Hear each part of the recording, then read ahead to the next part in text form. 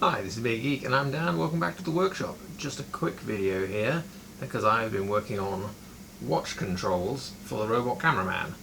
That includes the ability to start and stop recordings so that I don't have to keep trimming off me walking back and forth to the camera, and also to be able to turn on tracking so I can have it come and track to me when I want to. Turn off tracking again. I can also trigger it to move between waypoints. I don't actually have any of those configured right now. I think the cool thing, I don't know how easy this is going to show up,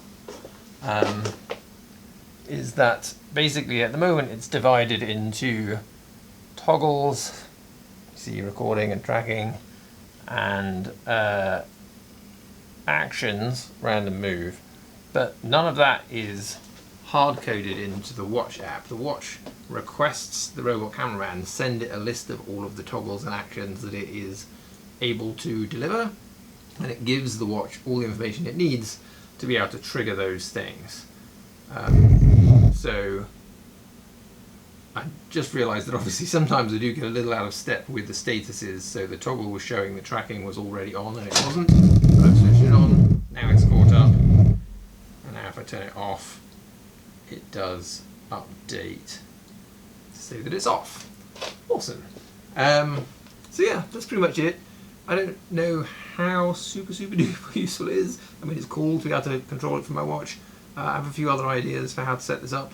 Just thought I'd say hello. I am still working on things. I know it's been a while since I've done videos. I have a garage door, well, a storage door project in the offing, and various other bits and bobs on the go, but I haven't really filmed very much. I will get back to it, but for now, playing with robots is cool fun. The other thing I'm just testing is how good the audio quality on this is. It's probably going to be awful because the mic is really close to all those motors. If it's awful, then I won't upload this, probably. We'll see. Anyway, thanks for watching. See you next time.